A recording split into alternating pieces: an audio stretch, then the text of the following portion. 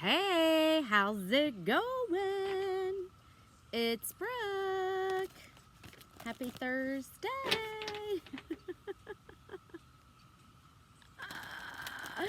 Yeah, happy solar plexus day. I am in a group of divine feminines, which I absolutely love this group. And, you know, the 7 main chakras are also connected to the days of the week. It's 1:11 on my clock as I turn the music down. So really embracing those chakras on those days, wearing food that or wearing clothes that represent the color of those chakras, eating the foods, the affirmations connected to those chakras can be really beneficial. All of that's going to help to raise your vibration. It's also going to put focus on that chakra to see what needs to come up to be released. So there's been a lot going on energetically. There's been a lot going on with the news. And when I look at what's going on there and I plug into certain social medias, it's a really good guide for me to be able to see what's coming up in the collective. Definitely major root chakra purges happening, going through that root chakra activation over the last couple of months. Now I'm seeing the purges that are coming along with that, and I'm seeing it with some of the fear connected to, okay, I'm seeing it with a lot of the fear connected to the side effects. I'm seeing it with a lot of fear, a lot of triggering with that. And you know, people get triggered when you introduce a new thought or a new way of seeing things. And that's kind of part of the journey, is just to allow those things to come up and allow for them to be released. One of the hardest lessons that I've had to learn, because this has been one of the biggest lessons that I've had to heal, is the empath and narcissistic program. 3:03 on my clock, Jesus is with us. Like we pick those things to be able to overcome and heal from, because that's part of our journey. That's part of what we're meant to be going through. And for me, I had to find what worked. So the first step for me was being able to recognize gaslighting. 3:03 on my clock. Ascended Masters are with us. To be able to recognize gaslighting, to be able to recognize the manipulation that happens with narcissistic and empaths when they come together. We are seeing it in the collective, and when I say we're seeing it in the collective, all you gotta do is turn the TV on. Okay? That is the program that's running. Okay? My guides have been really loud about believing in the magic, believing that you were safe, believing that you were right where you are at that exact moment in time, believing that you were protected, believing that you were provided for. All of this goes back to the root chakra. So as this is being cleansed from the collective, those of us that are empaths, we are able to see it and we are able to resonate with it, because this is part of our healing. This is part of the journey to to healing oneself, right? Wondrous universe, walk in beauty. And I love that it looks like the wizard, and he's holding the planets in his hands, because really breaking down my birth chart, like intuitively I knew these things, but when you see it reflected back to you in your chart, it all kind of starts to make sense. So like right now, my sun is ascending over my midheaven, which is in the house of Aries. Okay, so that is telling me to reflect on me, reflect on myself, my healing, what works for me. Okay, when we do that, that's when things start opening up. Okay, because I am at that point in my chart, it's unknown waters, uncharted territory, which the next card is unknown territory, right? You are exactly where you need to be. Didn't I just say that? You know, it's all part of the healing journey. And we have a choice in how we do the healing. We have a choice in how we look at the healing. We have a choice in what we choose to believe in. We have a choice in what we choose not to believe in. We have a choice in believing everything or nothing. And being able to find peace and comfort in that, being able to find peace and comfort in believing and trusting yourself. So, like for instance, when I was looking at Chiron, which is the wounded healer, okay, it is in 18 degrees Taurus. Taurus is all about money, self-image, self-value, all of that, right? But it's also in the 11th house, which has to do with friends, networks, charity, those that are less fortunate, being a rebel, things like that. Okay, so I was 19 when that happened.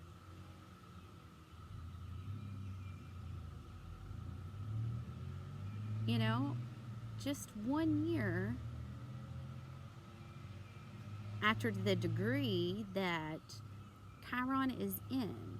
So that rape created the situation that I was meant to heal from, that which led me to the narcissistic relationship. Okay, all of that had to happen in order for me to go through the experience, to have the ability to heal from those things. And being on the shamanic journey, North Node in the 12th house, that is part of what had to happen.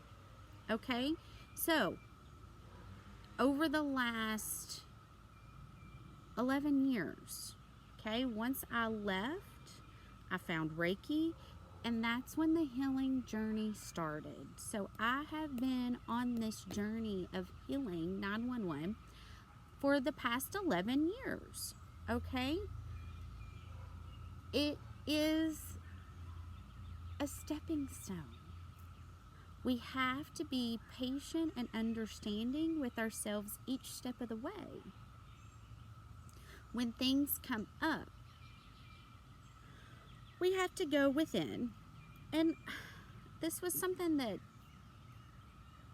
it took me a long time to understand. What do you mean go within? What do you mean go within? I don't understand what this means. Going within when a trigger happens, or going within when a bad situation happens, or when you're with or confronted with an angry person, because right now I still have a lot of opposition in my chart. So that means people are going to have opposing views and they're going to come at me.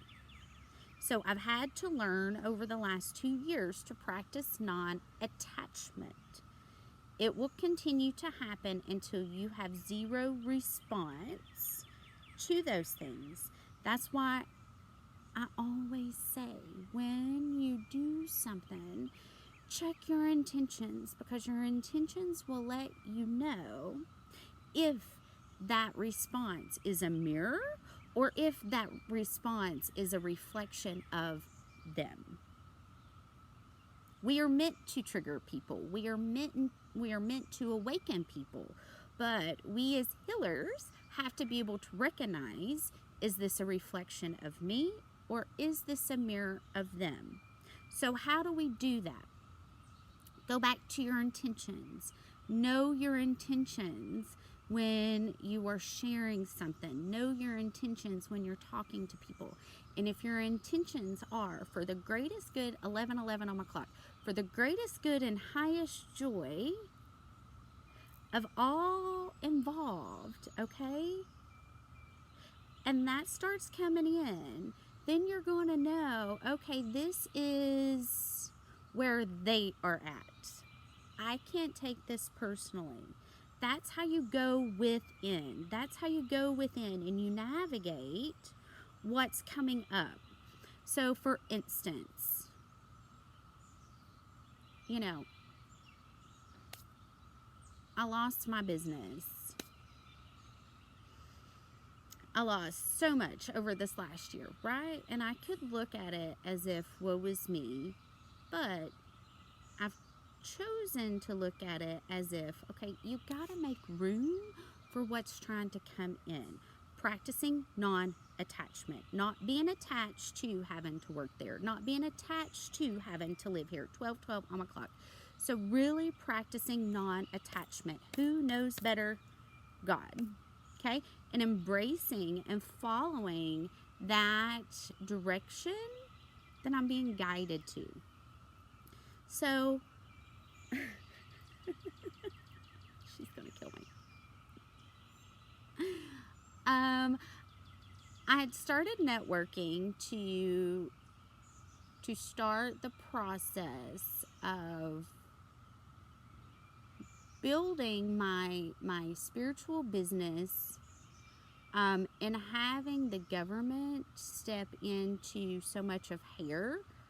And let's be real, tower moment, it was blew up for a reason. So that's not where I'm meant to be, but I'm not too far off of what I'm meant to be doing. Okay, so in really embracing, okay, this is going to be a new journey, this is going to be a new direction that I'm going in, allowing for the towers to fall and choosing to see the blessing that's coming out of it. 1333, choosing to see the positive that's coming out of it. Now, when you do that, things will happen. Spirit will test you to see, have you really done the work? Okay? When you have zero reaction to any situation, that's when you know you've reached the point of ascension to peace. Because it doesn't matter what's triggered. It doesn't matter what falls apart. It doesn't matter about any of it. When you are at peace with whatever happens, whatever direction it goes in, you have now mastered your mind. That's kind of like the next step. Okay, 14:41 on my clock. That is kind of like the next step of the ascension process, right? Being able to mentally recognize what narcissistic people will do to manipulate and control. This is a mind control thing. You have to be able to remove your feelings and emotions, and you have to be able to see it from a different perspective. Is this being said because they care? Is this being said because it's the way they manipulate and control? Is this being said because they want to intentionally hurt me? Is this being said for whatever reasons? And being able to tap into the truth of what's going on.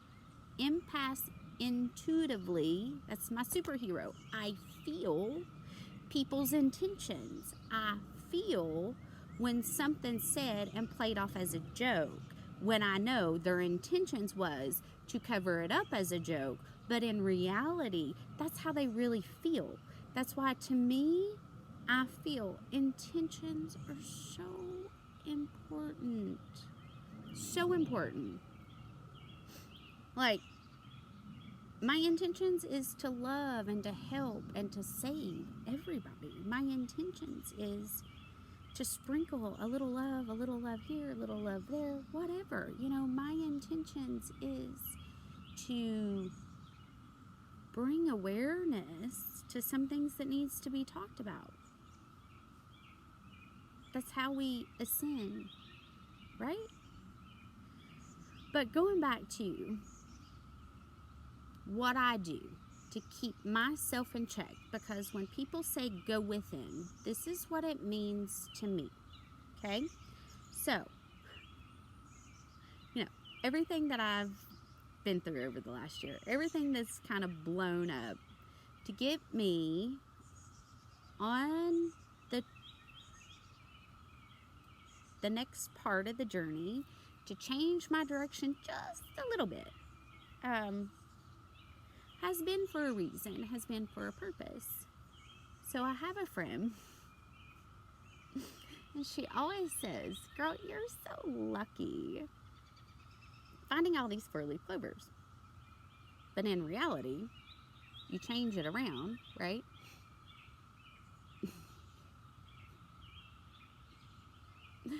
Money just shows up in her mailbox, like, holy smokes, literally. So, you know, there was a situation where I had planned and put a lot of work into something that I was trying to build for my spiritual practice, and it kind of got flaked on just a little bit. So I was extremely disappointed. And in the process, she sends me a picture of her new truck. And in that moment, I had to do a quick check. You know, is this making my disappointment in my own situation worse because I'm jealous? Is this making me, like, am I jealous and I don't want these things for her because I want it for myself?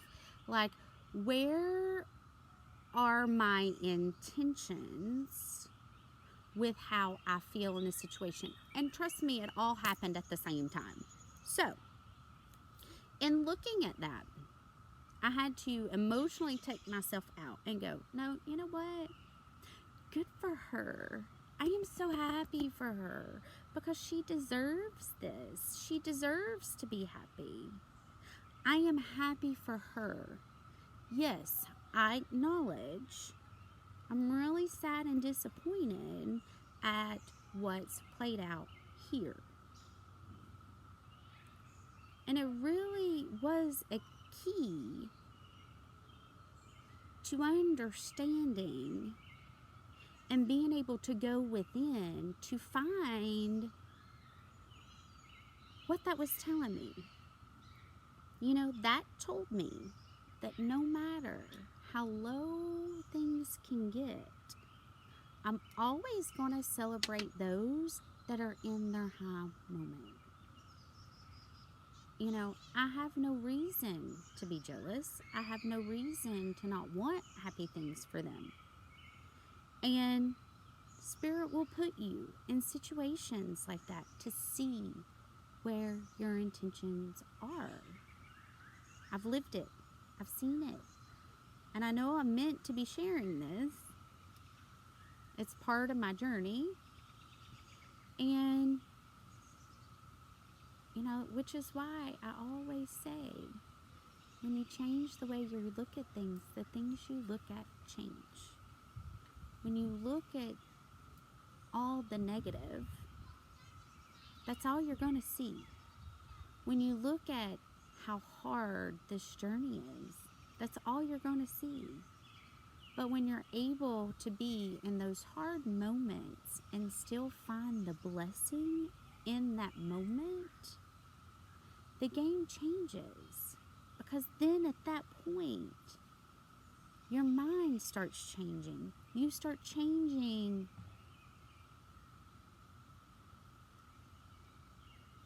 You literally start rewiring your brain.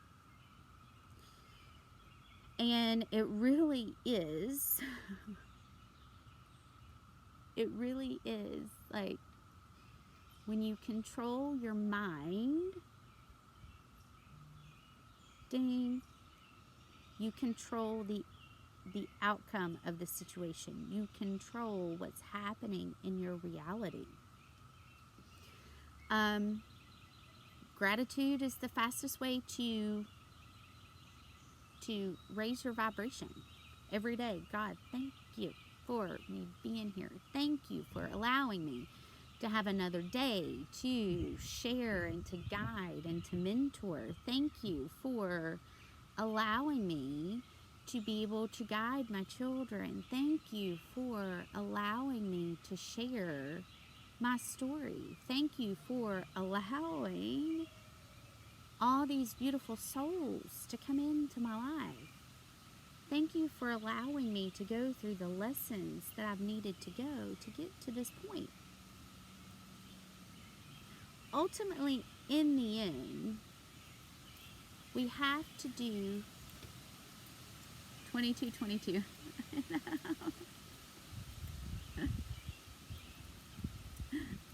We have to do what is best for us. And nobody can tell you what's best for you. That's one of those things of going within and discovering, you know, when I got into the twin flame journey, I brought in a man that I freaked out, but I was also afraid for him to see the full me, because I have freaked people out. And in that moment, he tested me. He really tested me. He said some of the similar things that I went through in my marriage. He had some of the similar behaviors. And in that moment, even being triggered, I did not respond the same way I did 10 years ago. That's when I knew I had healed that moment. When you change the way you respond to it, when you change the way you look at it, and when he was acting that way, I just felt sorry for him, because he had not mastered his mind.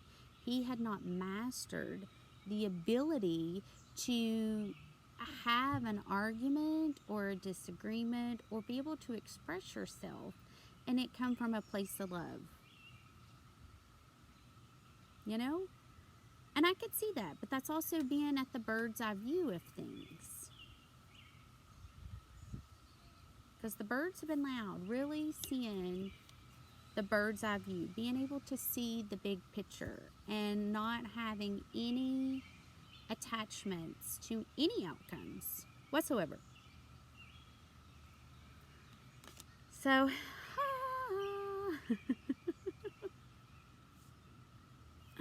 I love you guys. I've got to go. It's a very busy day today. And it's beautiful. And I'm so grateful. And I'm so thankful for the sunshine. So, anyway. I love you guys.